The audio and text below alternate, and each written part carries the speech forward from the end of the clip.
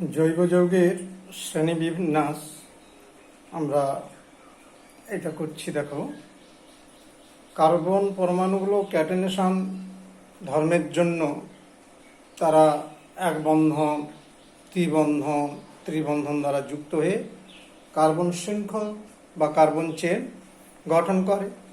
তো সেই কার্বন চেনের প্রকৃতি অনুযায়ী জৈব যৌগগুলোকে আমরা দুটো শ্রেণীতে বিভক্ত করি।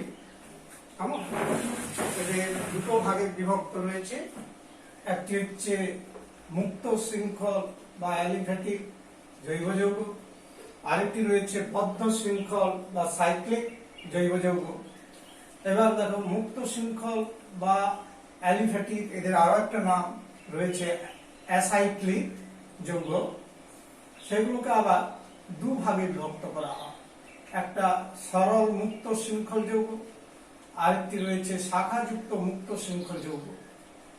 এবার সরল মুক্ত শৃঙ্খল এই যৌগগুলো আবার দুটো ভাগে বিভক্ত রয়েছে, সম্পৃক্ত অসম্পৃক্ত জৈব যৌগ। আর শাখাযুক্ত মুক্ত শৃঙ্খল যৌগগুলোকে ঠিক একইভাবে দুটো শ্রেণীতে বিভক্ত করা হয়েছে। একটি হচ্ছে সম্পৃক্ত জৈব যৌগ, আরেকটি হচ্ছে অসম্পৃক্ত জৈব যৌগ। তাহলে দেখো, এই পার্টটা মোটামুটি বুঝতে পারলে যে সরল শৃঙ্খল যেটা মুক্ত শৃঙ্খল যেটা রয়েছে কার্বন শৃঙ্খলটা, মুক্ত শৃঙ্খল যেটা ওপেন চেন, সেই ওপেন চেন কম্পাউন্ড তথা অ্যালিফ্যাটিক যৌগগুলো বিন্যাস কিভাবে আমরা দেখলাম না, সরল মুক্ত শৃঙ্খল আর একটা হচ্ছে শাখাযুক্ত মুক্ত শৃঙ্খল, এই দুটো ভাগে বিভক্ত। আবার সরল মুক্ত শৃঙ্খলটা সম্পৃক্ত এবং অসম্পৃক্ত এই দুটো শ্রেণীর যৌগ রয়েছে। ঠিক শাখাযুক্ত মুক্ত শৃঙ্খল যৌগ দুটো শ্রেণীতে রয়েছে, সম্পৃক্ত এবং অসম্পৃক্ত জৈব যৌগ। তাহলে এটা হলো তোমার ওপেন চেন অর্গানিক কম্পাউন্ডের ক্ষেত্রে শ্রেণীবিন্যাস। আর বদ্ধ শৃঙ্খল অর্থাৎ কার্বন শৃঙ্খলটা যখন বৃত্তাকার বা বলয়াকার ঘটবে, থাকবে, সেই যৌগগুলো দুটো ভাগে বিভক্ত রয়েছে। যখন বলয়টা একই ধরনের পরমাণু নিয়ে গঠিত, সেগুলো হচ্ছে হোমোসাইক্লিক যৌগ। আর যখন বলয়টি কার্বন পরমাণু ছাড়াও অন্য কোনো পরমাণু দ্বারা গঠিত বলয় হয়, যেমন নাইট্রোজেন, সালফার, অক্সিজেন, এই পরমাণুগুলো দিয়ে যখন ওই বলয়টি তথা কার্বন শৃঙ্খলের বলয়টি গঠিত হবে, তখন হেটারোসাইক্লিক জৈব যৌগ বলা হয়। এবার হোমোসাইক্লিক আর হেটারোসাইক্লিক এই দুটো শ্রেণী আবার বিভাজন করা হয়েছে। দেখো, হোমোসাইক্লিক যৌগগুলোকে তোমার দুটো ভাগে বিভক্ত রয়েছে, একটা অ্যারোমেটিক আর একটা হচ্ছে অ্যালিসাইক্লিক কম্পাউন্ড। তাহলে অ্যারোমেটিক এবং অ্যালিসাইক্লিক। এবার অ্যারোমেটিক যৌগটাকে আবার দুটো ভাগে বিভক্ত করা হয়েছে, একটি বেঞ্জিনয়েড যৌগ আর একটা হচ্ছে নন বেঞ্জিনয়েড যৌগ। অর্থাৎ বেঞ্জিনের বলয় তোমরা তো জানো, ষড়ভুজাকার, সুষম ষড়ভুজাকার বেঞ্জিন বলয়। কার্বন শৃঙ্খলের এটা হচ্ছে বেঞ্জিন বলয়। আমরা জানি যে 6টা কার্বন পরমাণু দ্বারা গঠিত একটা বলয়াকার কম্পাউন্ড, এবং প্রতিটি কার্বনের সাথে একটা করে হাইড্রোজেন রয়েছে, অর্থাৎ C6H6। এর গঠনটা এইরকম। এই ধরনের বলয় যুক্ত যত অ্যারোমেটিক যৌগগুলো রয়েছে সেগুলোকে বলা হয় বেঞ্জিনয়েড যৌগ। আবার এই বেঞ্জিন বলয় নেই এমন অ্যারোমেটিক যৌগগুলোকে নন বেঞ্জিনয়েড যৌগ বলা হয়। যেমন ধরো, আমার এই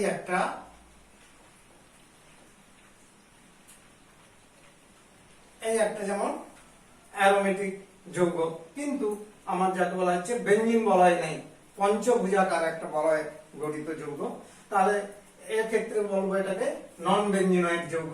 বা হচ্ছে আরো অন্য হবে, অর্থাৎ 6টা কার্বন দ্বারা বলয় না হয়ে 5টা, 4টা কিংবা 7টা কিংবা 8টা কার্বন পরমাণু দ্বারা গঠিত যে বলয়াকার অ্যারোমেটিক যৌগ, সেগুলোকে বলা হচ্ছে নন বেঞ্জিনয়েড জৈব যৌগ।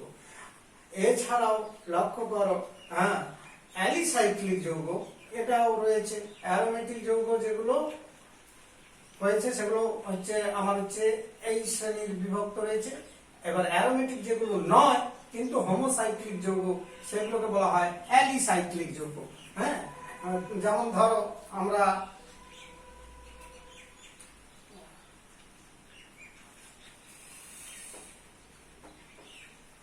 সাইক্লোহেক্সেন, এই একটা বলয়াকার যৌগ 6H12, ছখানা কার্বন দ্বারা বলয়টা গঠিত, কিন্তু এখানে অ্যারোমেটিক সিটি নেই, অর্থাৎ অ্যারোমেটিক ধর্ম এই যৌগগুলো বহন করে না। এগুলো হোমোসাইক্লিক যৌগ, এই মানে হোমোসাইক্লিক যৌগ কিন্তু অ্যারোমেটিক নয় বলে তাদের বলা হয় অ্যালিসাইক্লিক কম্পাউন্ড। সাইক্লোহেক্সেন, সাইক্লোবিউটেন, এটা একটা যেমন অ্যারোমেটিক নয় কিন্তু হচ্ছে হোমোসাইক্লিক যৌগ, তাই এদেরকে বলা হয় অ্যালিসাইক্লিক কম্পাউন্ড। এবার দেখো হেটেরোসাইক্লিক যৌগ, যখন হচ্ছে অ্যারোমেটিক যৌগ হচ্ছে হেটেরোসাইক্লিক মানে বলয়াকার যৌগের বলয়টি অন্য কোনো পরমাণুও থাকবে, কার্বন তো আছেই, কার্বনের সাথে আরেকটি অন্য পরমাণু, যেমন ধরো নাইট্রোজেন পরমাণু রয়েছে একটা, আর 5খানা কার্বন পরমাণু দ্বারা গঠিত বলয়টা রয়েছে। এই ধরনের যেসব জৈব যৌগে থাকবে সেগুলোকে বলা হচ্ছে হেটেরোসাইক্লিক কম্পাউন্ড। হেটেরোসাইক্লিক কম্পাউন্ড আবার ওটাও দুটো শ্রেণী রয়েছে, একটি অ্যারোমেটিক আর একটি হচ্ছে নন অ্যারোমেটিক। অর্থাৎ অ্যারোমেটিক যৌগ যেগুলো, সেগুলো অ্যারোমেটিক বৈশিষ্ট্য বহন করবে। তোমরা অ্যারোমেটিক যৌগ পড়তে গিয়ে তোমাদের শেষ চ্যাপ্টারে রয়েছে, জানতে পারবে। অ্যারোমেটিক বৈশিষ্ট্য যেগুলো বহন করে সেগুলোকে বলা হয় অ্যারোমেটিক, আর যেগুলো অ্যারোমেটিক বৈশিষ্ট্য বহন করে না এই ধরনের হেটেরোসাইক্লিক যৌগগুলোকে বলা হয় নন অ্যারোমেটিক যৌগ। তাহলে দেখো, যেমন একটা অ্যারোমেটিক যৌগ বলছি আমি পিরিডিন। পিরিডিন এটা একটা অ্যারোমেটিক যৌগ। এবার দেখো পিরিডিন যৌগটাকে আমি একটু চেঞ্জ করে দিচ্ছি, দুটো বলয় রয়েছে, দুটো দ্বিবন্ধন রয়েছে, এখন আর পিরিডিন কম্পাউন্ড নয়, এটা একটা তোমার নন অ্যারোমেটিক যৌগ হয়ে গেল। তাহলে এই ধরনের যৌগগুলো হচ্ছে আমরা দুটো শ্রেণী দেখলাম, হেটেরোসাইক্লিক, অ্যারোমেটিক এবং নন অ্যারোমেটিক। তাহলে এখন আমরা শুরু করব এই অ্যালিমেটিক যৌগগুলো নিয়ে বিশেষভাবে স্টাডি করব। এটা আমাদের বেশি জানা দরকার আছে। আর অ্যারোমেটিকটা তো বললাম, সাইক্লিক যৌগগুলো শেষ চ্যাপ্টারে রয়েছে, সেখানে জানতে পারবে। আমরা কার্বন শৃঙ্খল ভেদে যে জৈব যৌগের শ্রেণীটা দেখলাম, তার মধ্যে যে মুক্ত শৃঙ্খল বা অ্যালিফেটিক যৌগ, সেটা প্রথম স্টার্ট করছি। মুক্ত শৃঙ্খল বা অ্যালিফেটিক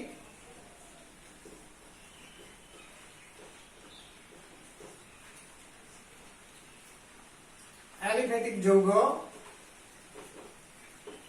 না, এই যৌগের কার্বন শৃঙ্খলটি হবে সরল রৈখিক। সরল রৈখিক বলবো না, বিভিন্ন হতে পারে, কিন্তু কার্বন শৃঙ্খলে কোনো বলয় থাকবে না। এই সব যৌগের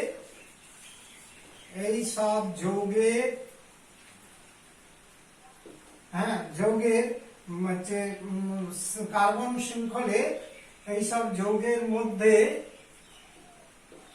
কার্বন শৃঙ্খলের বলয় থাকবে না। কার্বন শৃঙ্খলে, কার্বন চেনে কোনো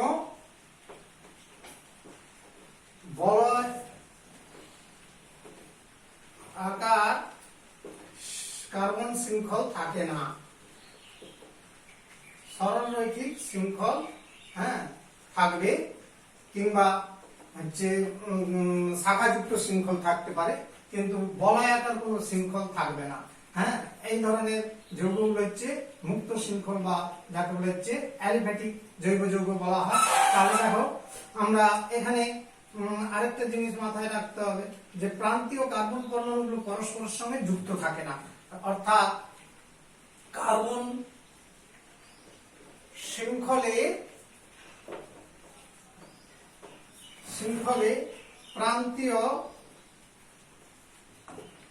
কার্বন পরমাণু দুটি পরস্পর যুক্ত হয় না। উদাহরণ দিলে বুঝতে পেরে যাবে। ধরো 6টা কার্বনের একটা যৌগ রয়েছে, সেই কার্বনগুলো পরস্পর দেখো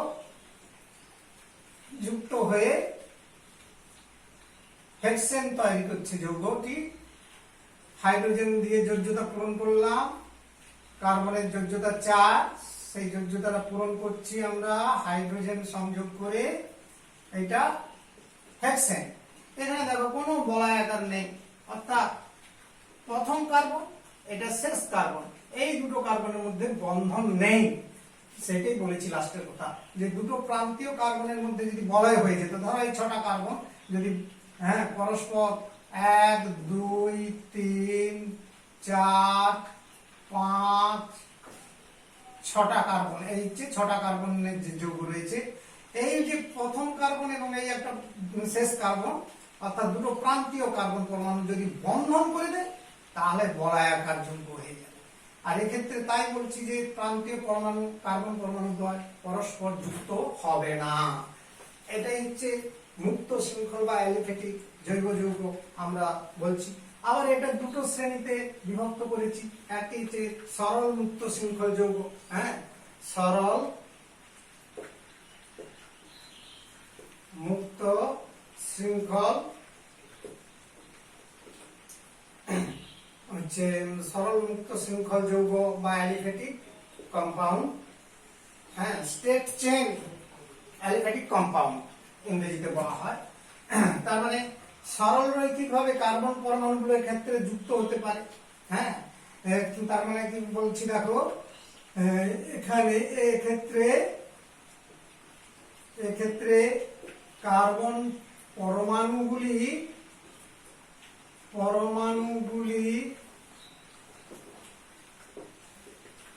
সরল রৈখিক ভাবে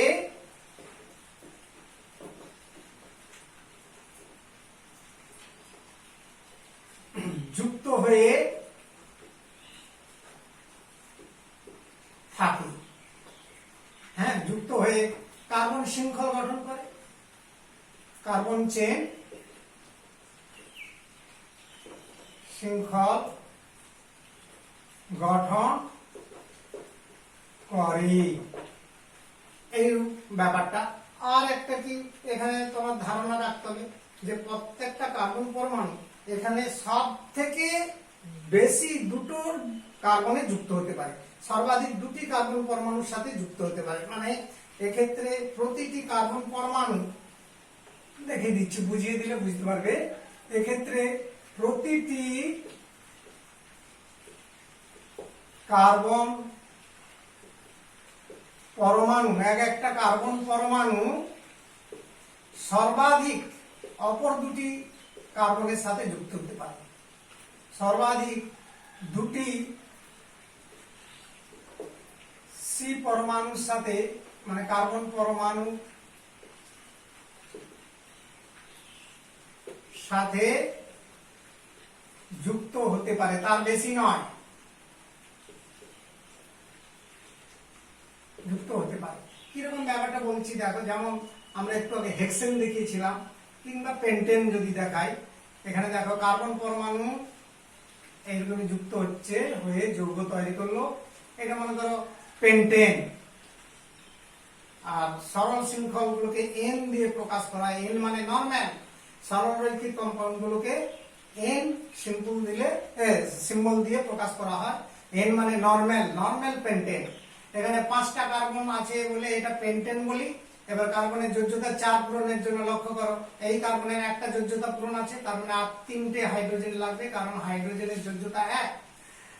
ঠিক মাঝের কার্বনটার দিকে দেখো, 1 2 দুটো কার্বনে যুক্ত আছে, দুটো বন্ধনে যুক্ত আছে, তাই এখানে 2টো হাইড্রোজেন লাগছে। এই কার্বনেও ঠিক 1 2 যোজ্যতা পূরণ আছে, মানে আরো 2টো হাইড্রোজেন যুক্ত হচ্ছে। এই কার্বনেও ঠিক একইভাবে 2টো হাইড্রোজেন। এই কার্বনে দেখো একটা যোজ্যতা আছে, মানে 3টে হাইড্রোজেন লাগছে। আর যেটা বলছিলাম, এখানে কার্বন পরমাণুগুলো সরল রৈখিকভাবে সোজা পথে যুক্ত হয়ে আছে, যুক্ত হয়ে একটা কার্বন চেন তৈরি করছে, কার্বন শৃঙ্খল তৈরি করছে। আর প্রতিটা কার্বন সর্বাধিক 2টো কার্বনে যুক্ত হতে পারে। এই কার্বনটার দিকে দেখো, এর পাশে একটা কার্বনের সঙ্গে যুক্ত হচ্ছে, আর এই দিকে একটা কার্বন, তার মানে এই কার্বনটা সর্বাধিক 2টো কার্বনে যুক্ত হয়েছে। এই কার্বনটার দিকেও তাকাও, 1 2 দুটো কার্বনে যুক্ত হয়েছে। এই কার্বনেও ঠিক একইভাবে সব থেকে সর্বাধিক দুটি কার্বনের সঙ্গে যুক্ত হয়েছে। আর প্রান্তীয় কার্বনগুলো একটা কার্বনে যুক্ত হয়েছে। আমরা তো বলেছি সর্বাধিক, তার মানে দুইয়ের কমও কার্বন যুক্ত হতে পারে, কিন্তু দুইয়ের বেশি কার্বনের সাথে যুক্ত হবে না। এই ধরনের যৌগগুলোকে বলছে সরল মুক্ত শৃঙ্খল জৈব যৌগ তথা স্টেট চেন অ্যালিফ্যাটিক কম্পাউন্ড বলে বলা হয়। এবার শাখাযুক্ত মুক্ত শৃঙ্খল জৈব যৌগ, সেই টপিকটা দ্বিতীয় প্রকার যৌগের কথা বলছি, যে শাখা যুক্ত হচ্ছে মুক্ত শৃঙ্খল জৈব যৌগ। এক বা একাধিক শাখাযুক্ত মুক্ত শৃঙ্খল যৌগ এগুলোকে বলা হয়। তার মানে কার্বন শৃঙ্খলে এই প্রকৃতির যৌগে, এই যৌগে কার্বন শৃঙ্খলে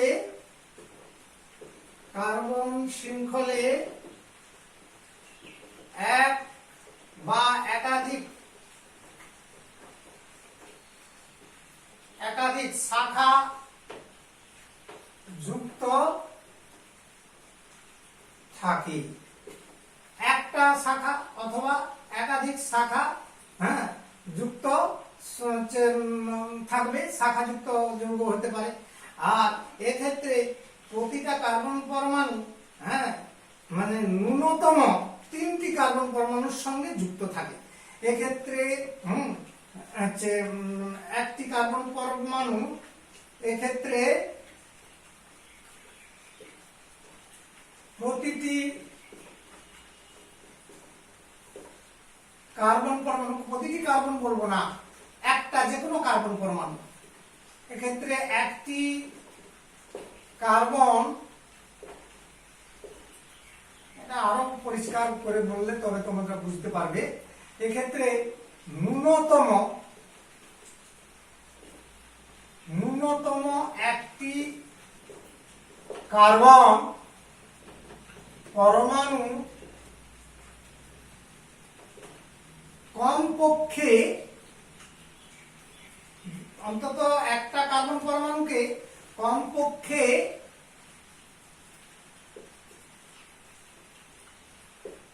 অপর 3টি কার্বনের সাথে, কার্বন পরমাণু সাথে যুক্ত থাকতে পারে। এটাই সম্ভাবনা সব থেকে মানে একটা বিষয় থাকবে, যে একটা কার্বন পরমাণু অন্য 3টে কার্বনের সাথে যুক্ত হতে পারে, ন্যূনতম মানে কমপক্ষে 3টে কার্বনের সাথে যুক্ত হতে, তবে গিয়ে এটা হচ্ছে শাখা যুক্ত হতে পারে। একটা এক্সাম্পল দিয়ে বুঝতে পারবে। ধরো এই একটা যৌগে কার্বন গুলো পরপর যুক্ত হচ্ছে, সরলভাবে যুক্ত হতে হতে এবার মাঝে একটা কার্বন যুক্ত করে দিলাম, একটা শৃঙ্খল হলো। এটা যেমন 2 মিথাইল বিউটেন, এই দেখো 2 নম্বর কার্বনে দিকে দেখো, এটা একটা বলা হচ্ছে আইসোবিউটেন না আইসোপেন্টেন। এই আইসোপেন্টেন কম্পাউন্ডটিতে লক্ষ্য করো কার্বন পরমাণুগুলো মধ্যে একটা ব্রাঞ্চ বা শাখা রয়েছে, কার্বন একটা শাখাযুক্ত এই কার্বন শৃঙ্খলটা রয়েছে। এক্ষেত্রে এই একটা কার্বন শৃঙ্খলের মধ্যে লক্ষ্য করো যে কার্বন শৃঙ্খলটা অর্থাৎ মিথাইলটা যুক্ত আছে যে কার্বনে, সেই কার্বনটা কতগুলো কার্বনের সঙ্গে যুক্ত আছে? 1 2 3। তার মানে কমপক্ষে 3টে কার্বনের সাথে যুক্ত থাকতেই হবে একটা কার্বন পরমাণুকে, তবেই সেটা শাখাযুক্ত অ্যালিফ্যাটিক কম্পাউন্ড বলা হয়। অর্থাৎ এই ধরনের আরো একটা যৌগ দিচ্ছি, যেমন উদাহরণ দেখো,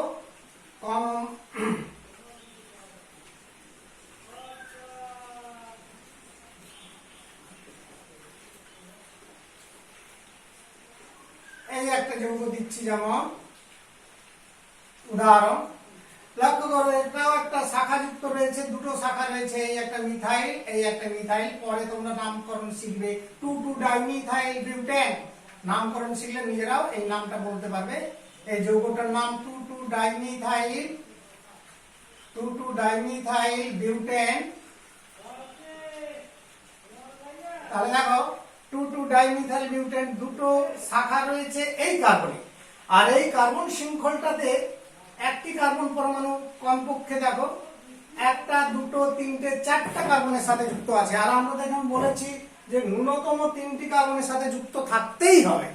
তার মানে ন্যূনতম মানে কি তার থেকে বেশিও যুক্ত হতে পারে। এখানে যেমন 4টি কার্বনের সাথে যুক্ত রয়েছে প্রতিটা কার্বন পরমাণু। তাহলে এটা আমাদের বিষয় হিসাবে জানা হলো যে শাখাযুক্ত মুক্ত শৃঙ্খল যৌগ বলতে কি বোঝায়। এবার বদ্ধ শৃঙ্খল যৌগ আমরা তো আলোচনা অলরেডি করেছিলাম একটু, আর ওটা ডিটেলস পরবর্তীকালে তোমরা জানতে পারবে।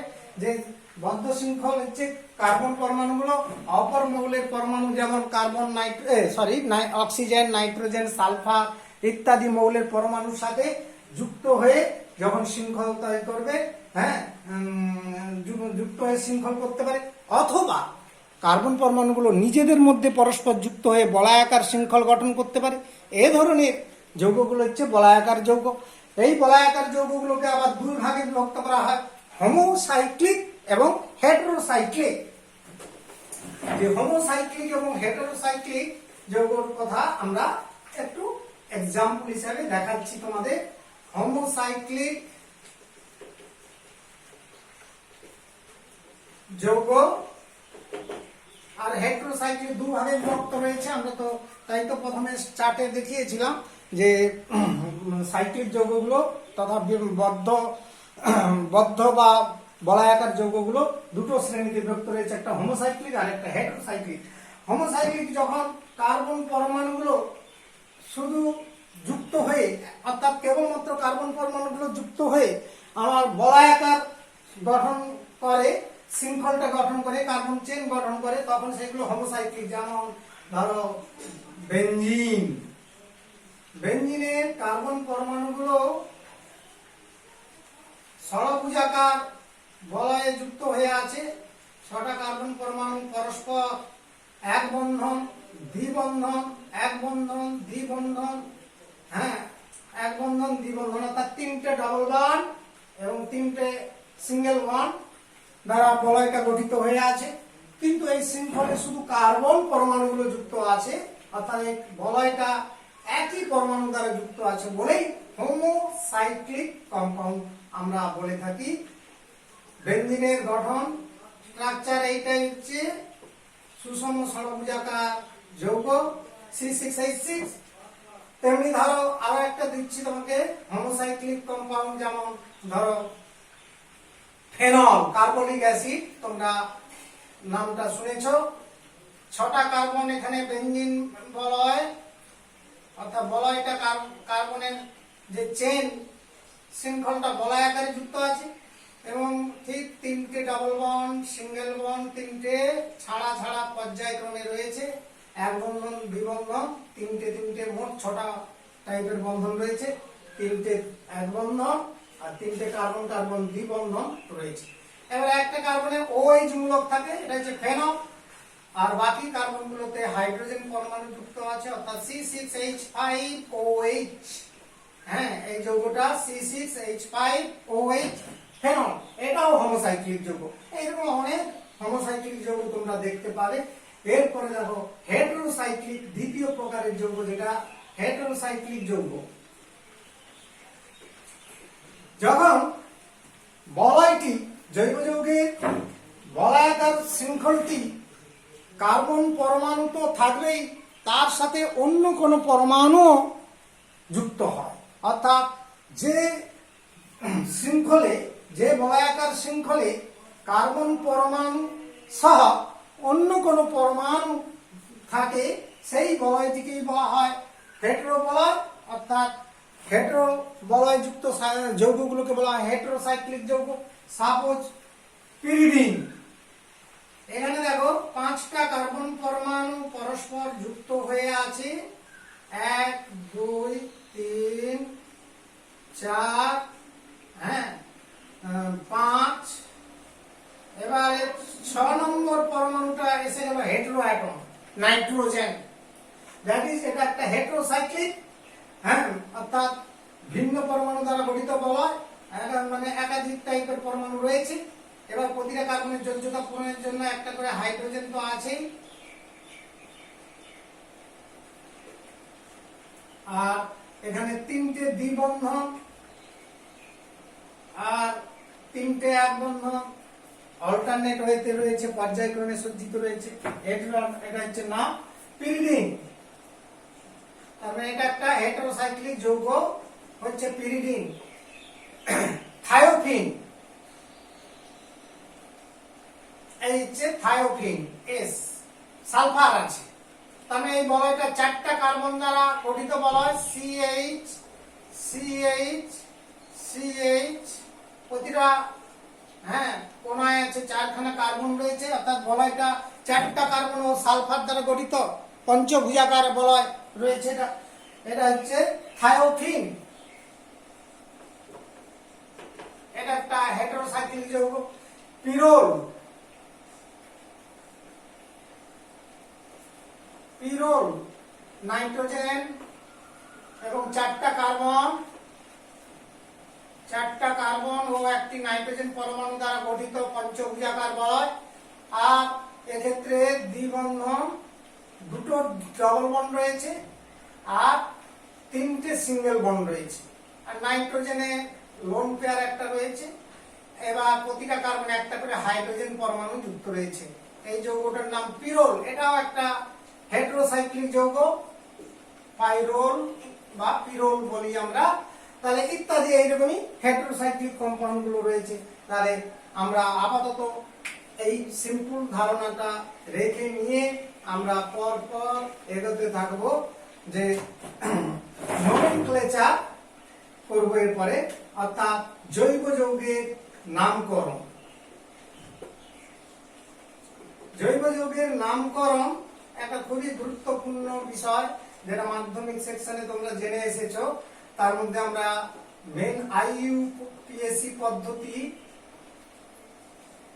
নামকরণ কিছুটা ওখানে জেনে এসেছি মাধ্যমিক লেভেলে।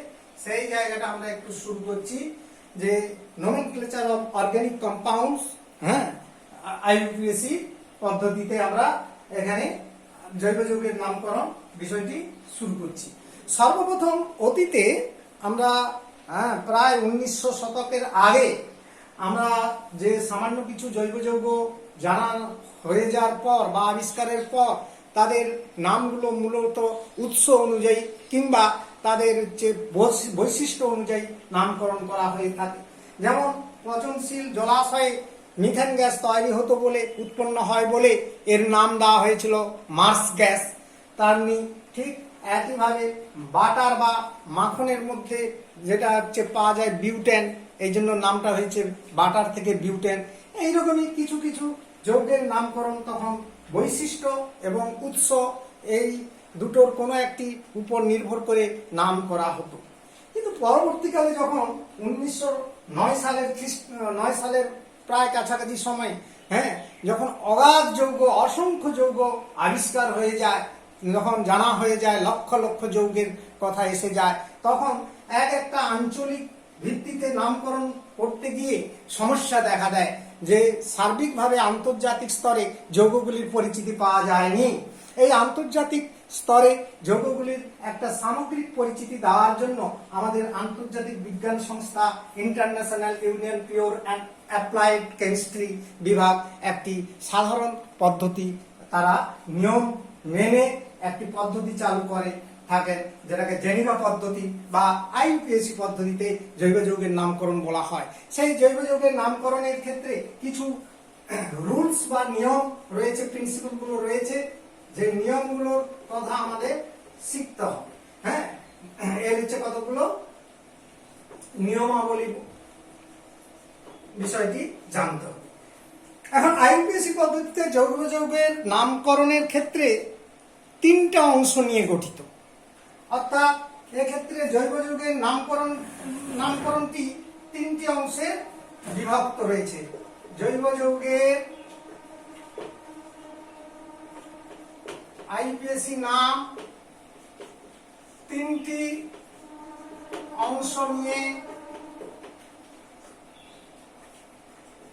অংশ নিয়ে গঠিত হয়। যথা আমরা মাধ্যমিকেও জেনেছিলাম, নিশ্চিত মনে আছে, ওয়ার রুট মানে শব্দমূল, ওয়ার রুট বা শব্দমূল। নাম্বার 2 প্রত্যয় বা সাফিক্স। নাম্বার 3 প্রেফিক্স বা উপসর্গ বা উপপদ। এই তিনটা পার্ট নিয়ে গঠিত হয়ে আছে জৈব যুগের আইউপিএসি পদ্ধতিতে নামটি গঠিত হয়। এই তিনটি ভাগে, তিনটি অংশকে নিয়ে গঠিত হয়। আর একটা অংশ নিয়ে আমরা আলোচনা করছি। প্রথমেই দেখো শব্দমূল বা war root. শব্দমূল, that is war root. এই ওয়ার রুটটা কি না, একটা জৈব যৌগে কতগুলো কার্বন পরমাণু আছে তার ভিত্তিতেই ওয়ার রুটটা ঠিক হয়। দেখাচ্ছি, দেখো যে জৈব যৌগের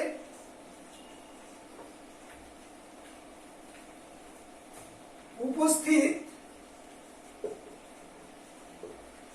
কার্বন পরমাণুর সংখ্যা অনুসারে, কার্বন পরমাণু সংখ্যা অনুসারে শব্দমূল নির্বাচন করা হয়।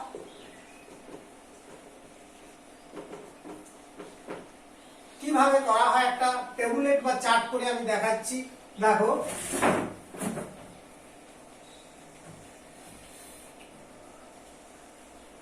প্রথমেই দেখো আমি লিখছি কার্বন পরমাণুর সংখ্যা। যৌগে কার্বন পরমাণু সংখ্যা প্রথম কলামটাতে এটা আসবে। তারপরে দেখো শব্দমূল বা ওয়ার রুট, শব্দমূল বা ওয়ার রুট এই বিষয়টা আসলো। তাহলে কার্বন পরমাণুর সংখ্যা যদি 1 হয়, শব্দটি হয় মিথ, শব্দ রুট হবে মিথ, অর্থাৎ METH, মিথ। 2 হলে ইথ, that is ETH। 3 হলে প্রোপ, PROP। 4 হলে বিউট, BUT, নট বাট, বাট উচ্চারণ করবে না, এখানে করবে বিউট। 5 হলে পেন্ট, PNT। 6 হলে হেক্স, HEX। 7 হলে হেপ্ট, HEPT। এরপর দেখো কার্বন পরমাণুর সংখ্যা, কার্বন পরমাণুর সংখ্যা এবং শব্দমূল, ওয়ার রুট, কার্বন পরমাণু সংখ্যা এবং এত। 8 হলে অক্ট, OCT, অক্ট। 9 হলে নন, NON। 10 হলে ডেক, DC, ডেক। তাহলে এইভাবে আপাতত 10টা শিখে রাখো। আমাদের ন্যূনতম 10টা থাকে না, সাধারণত 7-8 পর্যন্ত থাকে যৌগগুলোর উপস্থিত কার্বন শৃঙ্খলে কার্বন পরমাণুর সংখ্যা অনুযায়ী। তাহলে এই হচ্ছে শব্দমূল বা শব্দরূপ, যেটা মাধ্যমিকেও তোমরা শিখে থাকার কথা, নিশ্চিত তোমরা ওখানেও শিখে এসেছো। এরপর আমরা একটা অংশ শিখলাম ওয়ার রুট, দ্বিতীয় অংশ সাফিক্স অর্থাৎ প্রত্যয়। জৈব যৌগের নামের দ্বিতীয় অংশ হচ্ছে প্রত্যয়।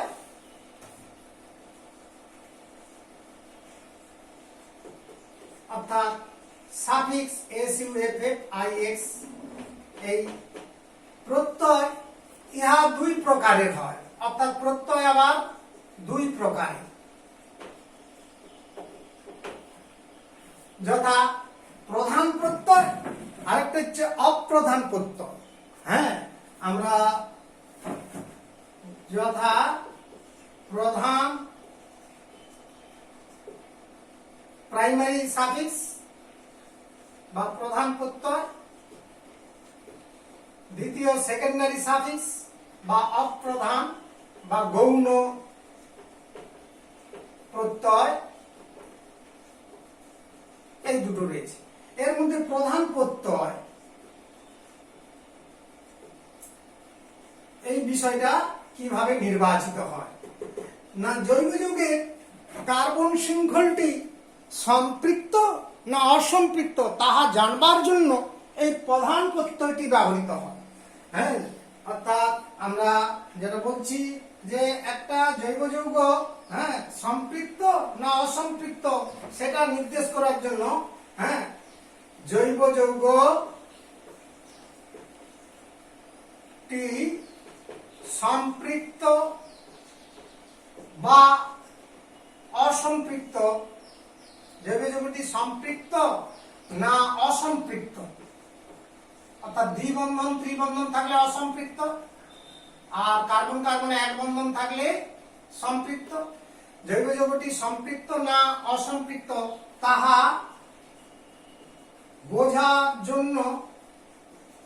বোঝাবার জন্য প্রধান প্রত্যয়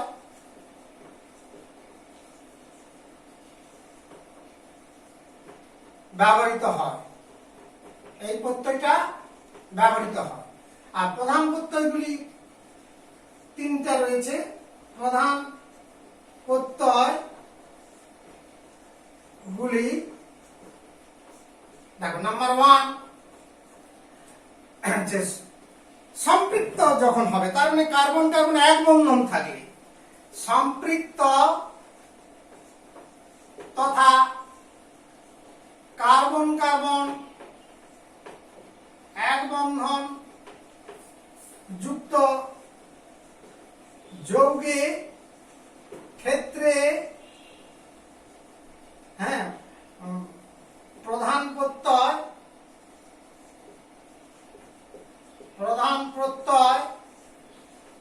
হিসাবে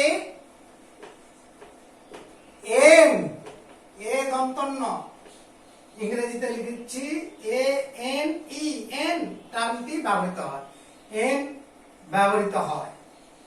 তাহলে কোন শব্দটা ব্যবহৃত হচ্ছে না এন, কখন যখন হচ্ছে সম্পৃক্ত কার্বন শৃঙ্খলযুক্ত যৌগ হবে, অর্থাৎ যৌগগুলো সম্পৃক্ত হবে, কার্বন কার্বন এক বন্ধনগুলো রয়েছে, কোনোভাবে দ্বিবন্ধন বা ত্রিবন্ধন নেই, সেই যৌগগুলোকে আমরা হ্যাঁ যখন প্রকাশ করব তার প্রধান প্রত্যয় হিসাবে এন শব্দটি ব্যবহৃত হবে। নাম্বার 2, অসম্পৃক্ত যৌগের ক্ষেত্রে দু ধরনের কার্বন বন্ধন থাকে, একটা কার্বন কার্বন দ্বিবন্ধন আর একটা কার্বন কার্বন ত্রিবন্ধন। কাজে দ্বিবন্ধন অসম্পৃক্ততা বোঝাতে দেখো কার্বন কার্বন দ্বিবন্ধন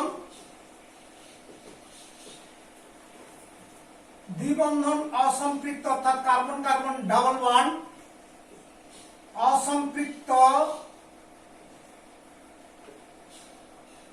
অসম্পৃক্ততা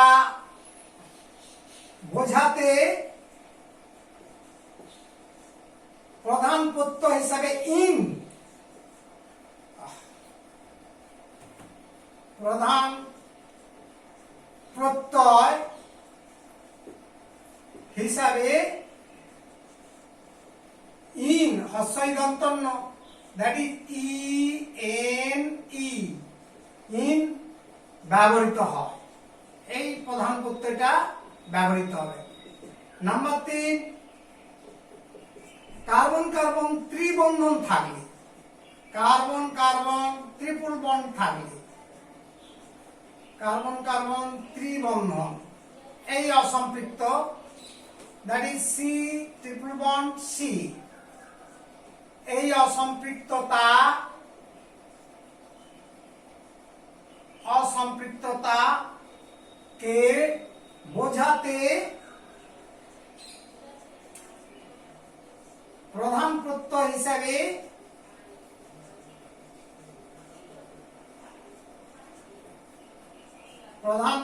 হিসাবে আইন অর্থাৎ ওয়াই এন ই ব্যবহৃত হয়। তাহলে আমরা প্রধান প্রত্যয় 3 রকম জানলাম। একটা হচ্ছে এন, হ্যাঁ, একটা হচ্ছে এন টার্মটা ব্যবহার করছি যখন শুধু কার্বন কার্বন এক বন্ধন তথা সম্পৃক্ত জৈব যৌগ হবে, আর অসম্পৃক্ত হলে দু ধরনের প্রধান প্রত্যয় আসছে, অর্থাৎ যখন কার্বন কার্বন ডবল বন্ড থাকবে তখন ইন প্রত্যয়টি ব্যবহৃত হয়, আর যখন কার্বন কার্বন ত্রিবন্ধন অসম্পৃক্ততা থাকবে তখন আইন প্রধান প্রত্যয়টি ব্যবহৃত হয়। তাহলে এন, ইন, আইন এই তিনটি হচ্ছে প্রধান প্রত্যয়, এবং কোন ক্ষেত্রে কি প্রয়োগ করা হবে বা ব্যবহার করা হবে নামকরণের ক্ষেত্রে সেগুলো মোটামুটি বুঝতে পারলে। এরপরে আসছি আমরা অপ্রধান প্রত্যয়। অপ্রধান প্রত্যয় বুঝাতে মূলত কার্যকরী মূলকগুলোকে অপ্রধান প্রত্যয় হিসাবে বিবেচনা করা হয়। অপ্রধান প্রত্যয় এর দ্বারা জৈব যৌগে কার্যকরী মূলক আছে কিনা তা জানা যায়। জৈব যৌগে কার্যকরী মূলকের উপস্থিতি বোঝানো হয়। তার মানে অপ্রধান প্রত্যয়টা ব্যবহৃত হচ্ছে যে ওই জৈব যৌগে কোনো কার্যকরী মূলক আছে কিনা, থাকলে তখন তার অপ্রধান প্রত্যয়ের নামটা উল্লেখ করতে হয়। এক্ষেত্রে কেমন সেই জৈব যৌগের এক একটা শ্রেণীর ক্ষেত্রে আমরা কয়েকটা কার্যকরী মূলককে আমরা দেখাচ্ছি। দেখো কিভাবে আমরা জৈব যৌগের শ্রেণী সঙ্গে তুলনা করে একটা চার্ট বানিয়ে দিচ্ছি।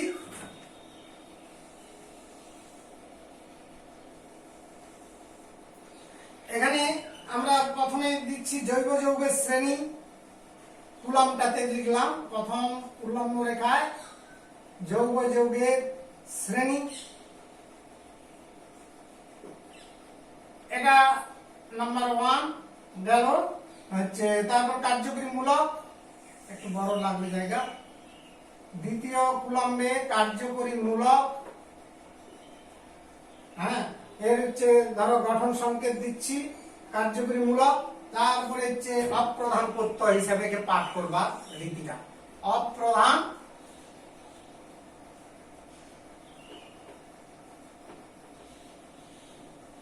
অপ্রধান প্রত্যয় হিসাবে কি ওয়ার্ডটা ব্যবহৃত হয়, কোন শব্দ টার্মটা ব্যবহৃত হবে। নাম্বার 1 ফার্স্ট বলছি অ্যালকোহল যৌগ শ্রেণী যদি থাকে, অর্থাৎ এই শ্রেণীর যৌগের ক্ষেত্রে যে অ্যালকোহল যৌগের শ্রেণীর ক্ষেত্রে কার্যকরী মূলক নিশ্চিত সবাই জানা আছে হাইড্রক্সিল OH। এইটা যদি কোনো জৈব যৌগে থাকে তখন অপ্রধান প্রত্যয় হিসাবে ব্যবহৃত হবে অল। অল কথাটি ব্যবহৃত হয়। ইংরেজি টার্ম OL, হ্যাঁ, অল নয়, মানে এখানে অল হিসাবে ব্যবহৃত হয়। তাহলে এই টার্মটা গেল। দ্বিতীয় হচ্ছে অ্যালডিহাইড শ্রেণী। যখন অ্যালডিহাইড যৌগ শ্রেণী হবে তাহলে কার্যকরী মূলক সবাই জানা আছে CHO, ফরমাইল মূলক। ফরমাইল মূলক হলে তখন এর অপ্রধান প্রত্যয় হিসাবে ব্যবহৃত হবে AL।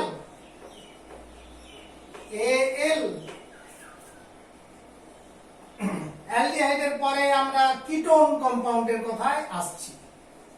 যে কিটোন শ্রেণীর যৌগের ক্ষেত্রে কার্যকরী মূলকটা নিশ্চিত মনে আছে, কার্বনিল মূলক যেটা কিটো মূলক CO, অর্থাৎ কার্বন অক্সিজেন দ্বিবন্ধন, আর দুটো কার্বনের বন্ধন কি রয়েছে, মুক্ত বন্ধন রয়েছে।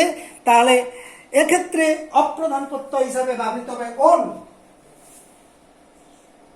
ও দন্তন্য, দ্যাট ইজ ইংরেজিতে ONE, উচ্চারণটা কিন্তু 1 হবে না। নাম্বার 4 4 নম্বর শ্রেণীর যৌগ যেমন ধরো কার্বক্সিলিক অ্যাসিড। এই পর্যন্ত মাধ্যমিকে নামকরণটা করে এসেছো তোমরা, এই কার্বক্সিলিক অ্যাসিড পর্যন্ত। কার্বক্সিলিক অ্যাসিড এর কার্যকরী মূলক নিশ্চিত মনে আছে COOH, কার্বক্সিল মূলক। এই কার্বক্সিল মূলক যুক্ত যৌগের ক্ষেত্রে না অপ্রধান প্রত্যয় হিসাবে কি ব্যবহৃত হয়, ওইক অ্যাসিড। ওইক অ্যাসিড টার্মটা,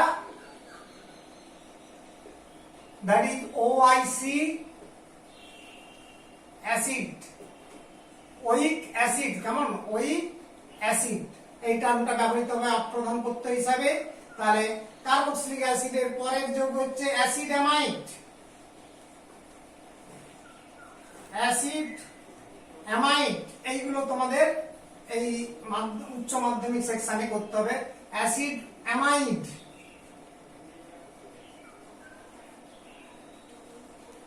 পাঁচ নম্বর যে যৌগ তার কার্যকরীমূলক CONH2, CONH2, হ্যাঁ। 5 নম্বরে এক্ষেত্রে হবে অ্যামাইড, এখানে জড়িয়ে যাচ্ছে সব, ছোট জায়গা, এটা আরেকটু পরিষ্কার করে লিখে দিয়ে দাও। CONH2। নাম্বার 5 এ আসবে এক্ষেত্রে অ্যামাইড, অপ্রধান প্রত্যয় হিসাবে নামটা হবে amide, that is AMIDE, amide, এটা ড আছে। আচ্ছা, অ্যামাইড হলো। এরপরে দেখো আরো যৌগ রয়েছে, যেমন acid chloride, number 6, acid chloride, acid chloride,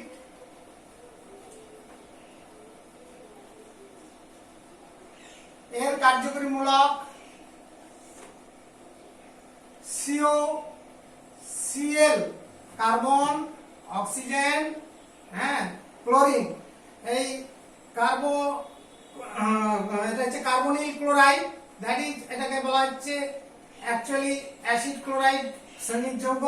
আর এর ক্ষেত্রে উচ্চারণটা হবে অয়েল ক্লোরাইড, অয়েল ক্লোরাইড, অপ্রধান প্রত্যয় হিসেবে আসবে অয়েল ক্লোরাইড, এখানে ধরবে না নিচে, oyl chloride, CHLO, chloride, oyl chloride. Number 7 compound, 7 নম্বর যৌগ হচ্ছে এস্টার, এস্টারটাও ইম্পর্টেন্ট আছে। এস্টার, এস্টারের কার্যকরীমূলক COOR, COOR, এস্টার কার্যকরীমূলক। এর হচ্ছে নামকরণে হবে অ্যালকিল ওয়েট, অ্যালকিল, প্রথমে শব্দটা টার্মটা ব্যবহৃত হবে অ্যালকিল, অ্যালকিল লিখে মাঝে অবশ্যই একটু গ্যাপ থাকবে, সেটা শিখবে যখন এস্টারের নামকরণ করবো। অর্থাৎ শৃঙ্খলে কার্বন সংখ্যা অনুযায়ী শব্দটা আসবে বিউ, হ্যাঁ, ওই যে শব্দ রূপটা আসে, তার প্রথমে অ্যালকিল, যেমন ধরো ওই শৃঙ্খলে 5টা কার্বন আছে, তাহলে হবে পেন্ট, হ্যাঁ, তার সঙ্গে আন প্রধান প্রত্যয় যুক্ত হবে, তার সঙ্গে যুক্ত হবে ওয়েট, এই জন্য শেষে ওয়েট যুক্ত কথাটা লিখছি এখানে, অ্যালকিল ওয়েট, এই নামটা থাকবে। এটাকে আমি ইংলিশে লিখে দিচ্ছি ALKYL, অ্যালকাইল, হ্যাঁ, ওয়েট, OATE, ওয়েট। তাহলে এই কম্পাউন্ড গুলো রয়েছে। এছাড়া আরো যৌগ শ্রেণী দেখাচ্ছি, দেখো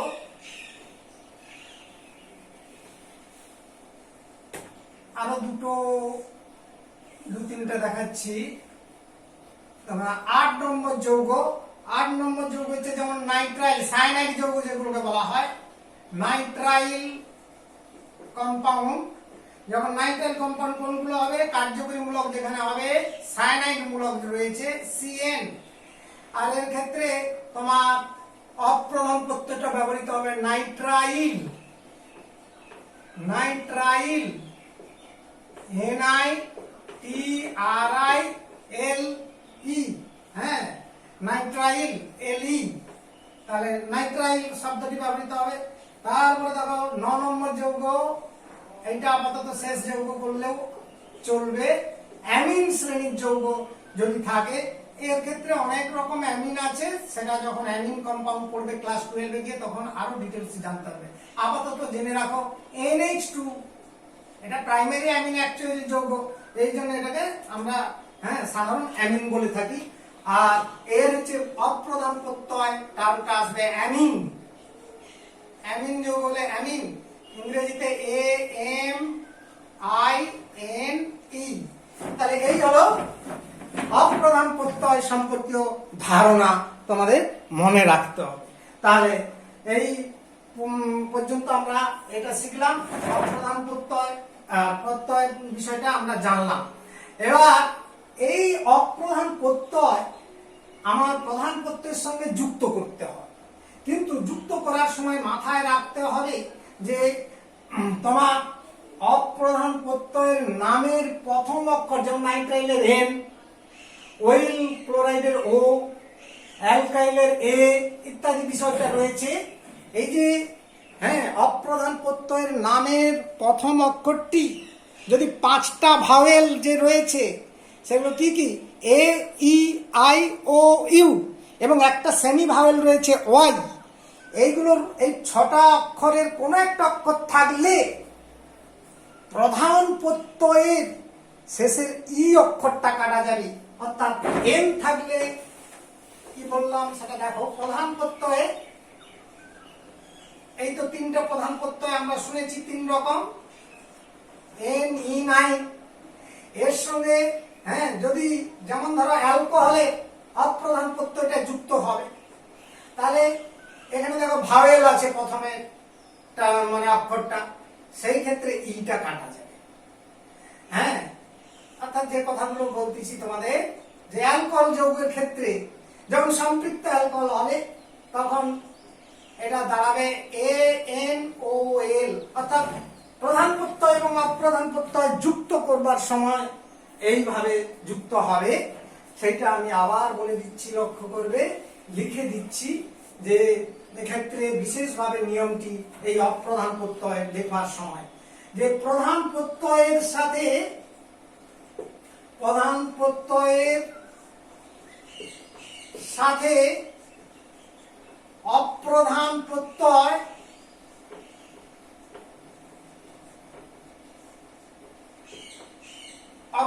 প্রত্যয়কে যুক্ত করার সময়, এটা যুক্ত করতেও হবে, যুক্ত করার সময় যদি অপ্রধান প্রত্যয়ের নামের প্রথম অক্ষরটি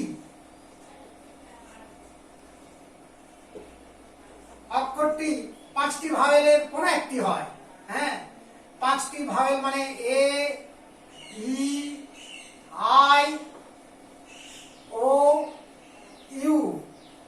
অক্ষরটি, এই 5টি ভাওয়েল এবং সেমি ভাওয়েল একটা Y, এটাকে বলা হয় সেমি ভাওয়েল।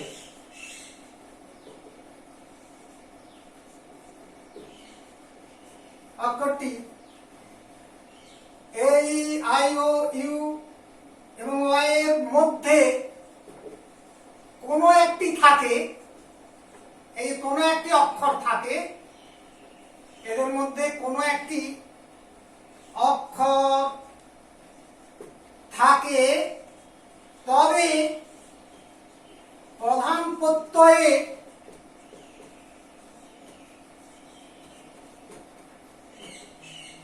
নামের ই অক্ষরটি কাটা যাবে। দ্যাট ইজ এন থাকলে এইটা, অথবা ইন থাকলে এইটা, অথবা আইন থাকলে এই লাস্টের ইটা কাটা যাবে। এই হচ্ছে বিষয়, এটা একটা মনে রাখতে। যেমন অ্যালকোহলের ক্ষেত্রে আমরা একটা উদাহরণ দিচ্ছি, দেখো, যেমন আমরা এই যে মিথাইল অ্যালকোহলের নামকরণটা এর IUPAC নাম লিখবার সময় কিভাবে দেখো, প্রথমে শব্দ রূপ ঠিক করতে হয়, তারপরে প্রধান প্রত্যয়, তারপরে হ্যাঁ এখানে এখনো পর্যন্ত যা শিখেছো তাতে কি করতে হবে বলে দিচ্ছি।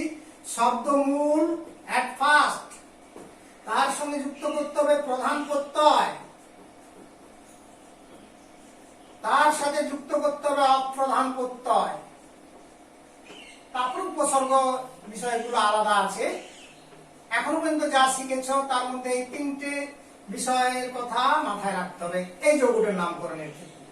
তাহলে ওই সিস্টেমে এই যৌগটার নাম কি হতে পারে দেখো। শব্দমূল কার্বন সংখ্যা অনুযায়ী একটাই রয়েছে, মানে মিথ, METH, মিথ। প্রধান প্রত্যয়, এখানে কার্বন কার্বন দ্বিবন্ধন বা ত্রিবন্ধন নেই, কাজেই এন্ড টার্মটা হবে, অর্থাৎ এন। আচ্ছা দেখো, হ্যাঁ এন টার্ম হলো। তারপর দেখো এখানে অপ্রধান প্রত্যয় কার্যকরীমূলক আছে, কারণ কার্যকরীমূলক গুলোকে অপ্রধান প্রত্যয়, আর অপ্রধান প্রত্যয়ের নামটা কি হয়? অল। হ্যাঁ, তাহলে এখানে আবার লক্ষ্য করো অপ্রধান প্রত্যয়ের নামের প্রথম অক্ষরটি ও রয়েছে, মানে ভাওয়েল রয়েছে, কাজে ইটা কাটা যাবে প্রধান প্রত্যয়। এবার যুক্ত করে দাও, নামটা হয়ে গেল মিথানল, METHANOL। এইভাবে ঠিক ধরো অ্যাসিটিক অ্যাসিডের আইপিসি নামটা করছি, দেখো CH3COOH। এখানে দেখো কার্বন সংখ্যা কত রয়েছে? 2, কাজে এই যৌগটার শব্দমূল হবে ইথ।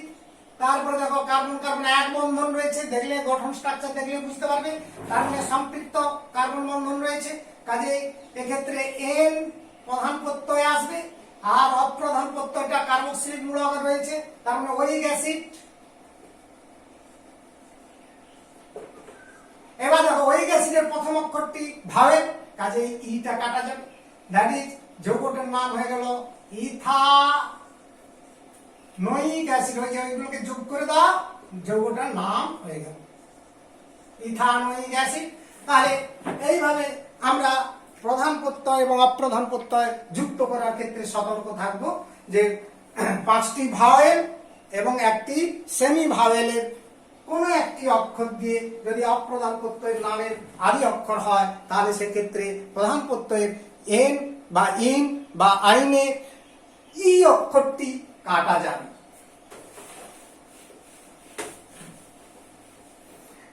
এরপরে তৃতীয় অংশ ছিল উপসর্গ, বা এটাকে বলা হয় উপপদ, আরেকটা বাংলা ভাষায় বলা হয়, আর ইংরেজিতে আমরা বলছি প্রেফিক্স। এই টার্মটি যখন ব্যবহার হবে, এটা কোন ক্ষেত্রে ব্যবহৃত হবে না, এটাও আবার দু প্রকারের রয়েছে, এটাও তোমাদের মনে রাখো। ইহা দুইটি শ্রেণী,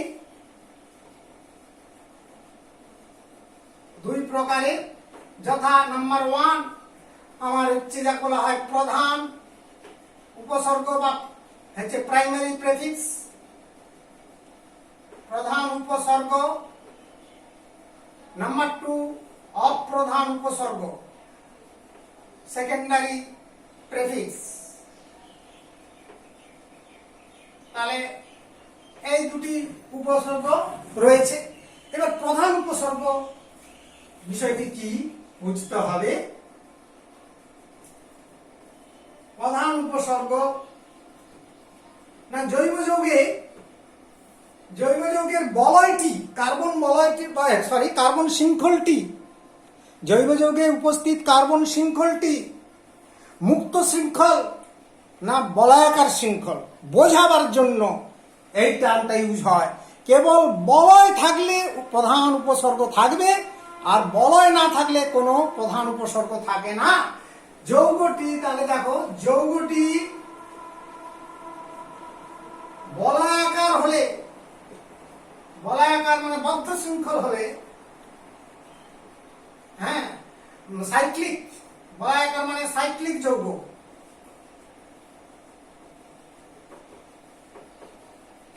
হলে প্রধান উপসর্গ ব্যবহৃত হবে। প্রধান উপসর্গ হিসেবে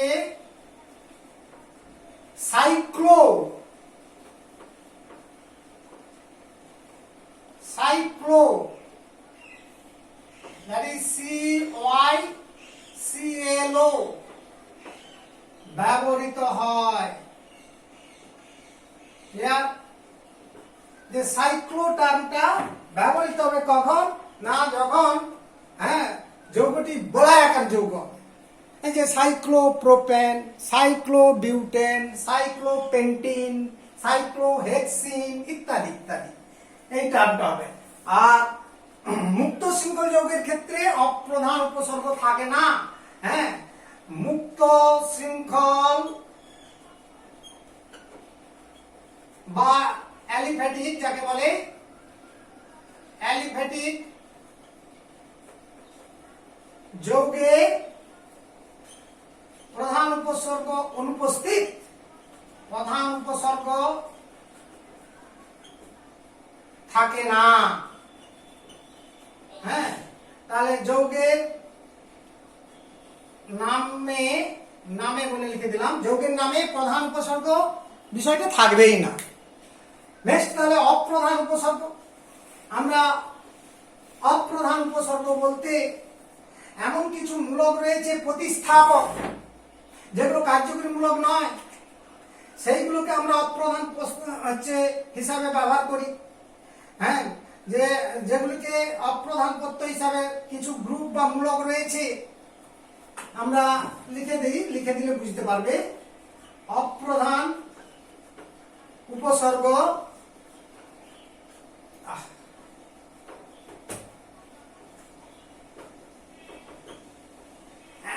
যৌগে এমন কিছু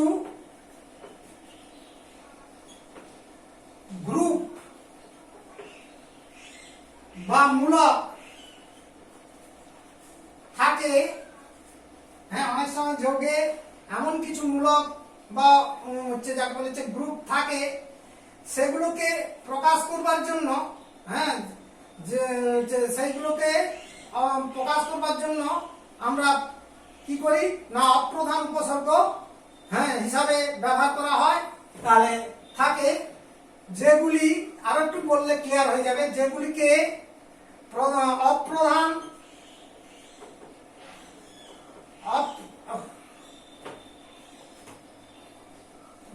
অপ্রধান প্রত্যয়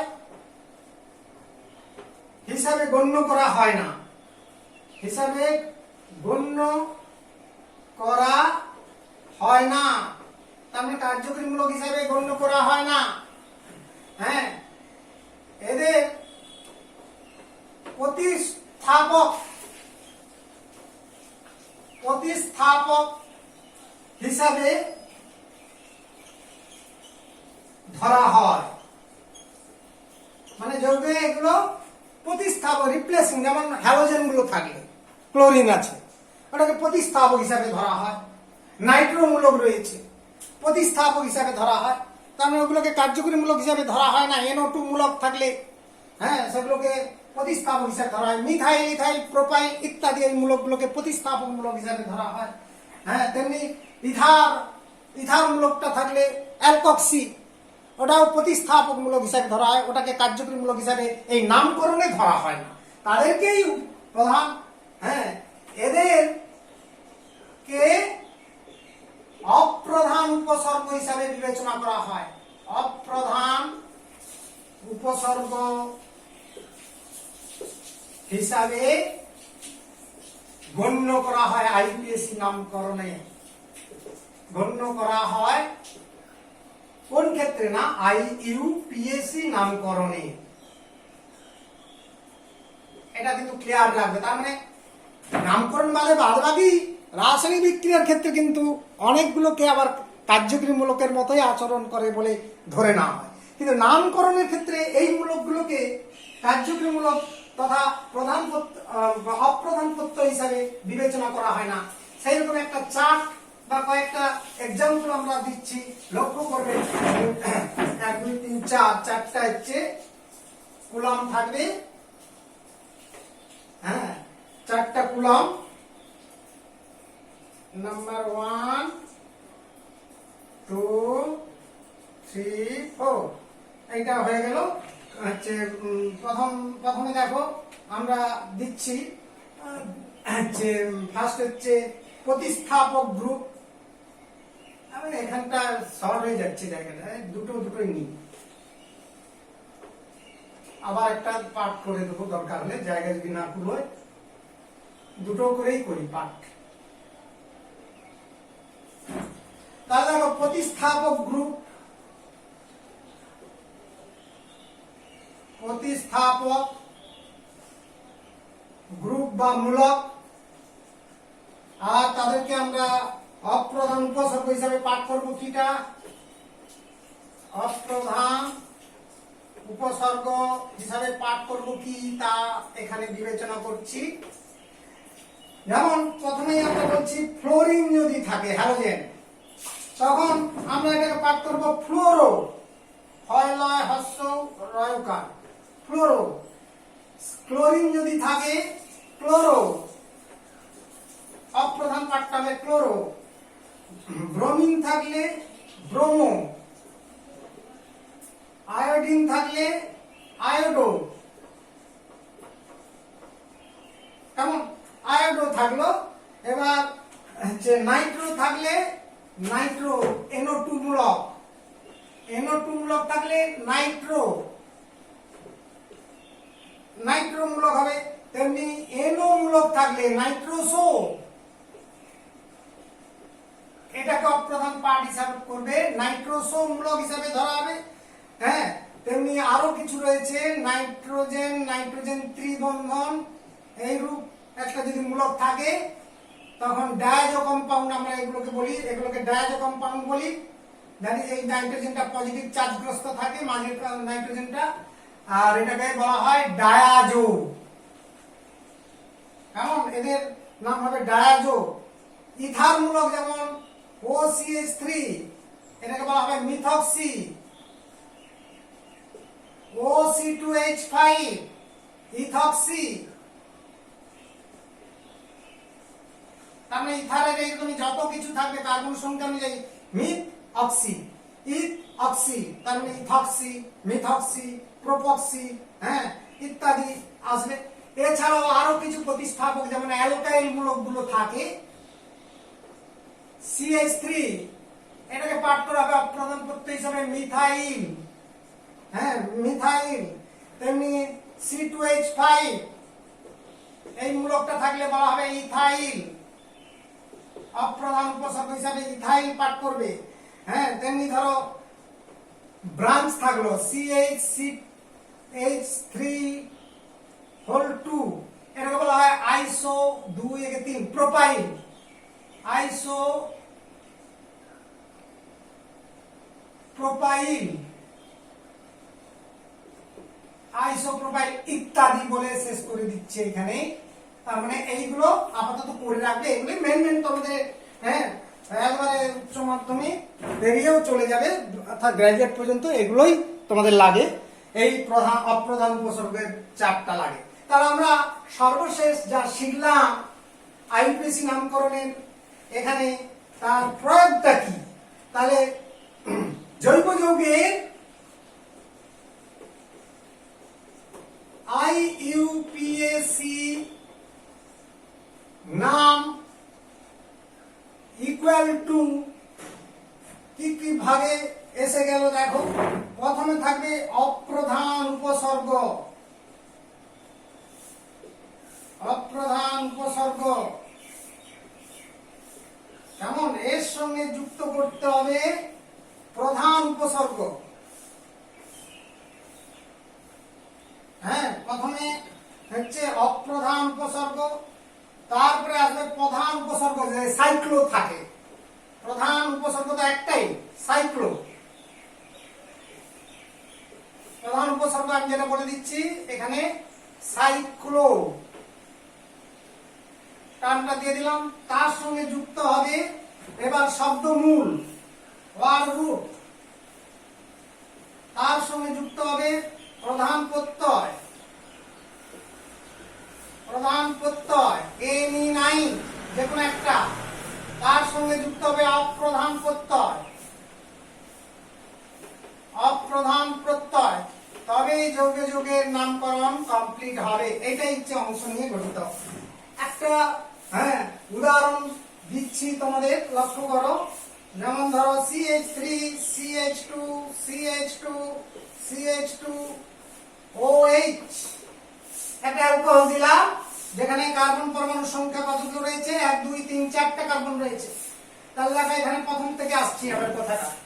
অপ্রধান উপসর্গ দ্যাট ইজ কার্যকরীমূলক নয়, কিন্তু তাদেরকে উপসর্গ হিসাবে ব্যবহার করা হয়। একটু আগেই আলোচনা করলাম লাস্ট পয়েন্টে, এখানে নেই, কোনো নেই, ক্লোরিনও নেই, ব্রোমিন নেই, আয়োডিন নেই, কিংবা কোনো প্রতিস্থাপকমূলক নেই, কাজেই অপ্রধান উপসর্গ এর ক্ষেত্রে অনুপস্থিত।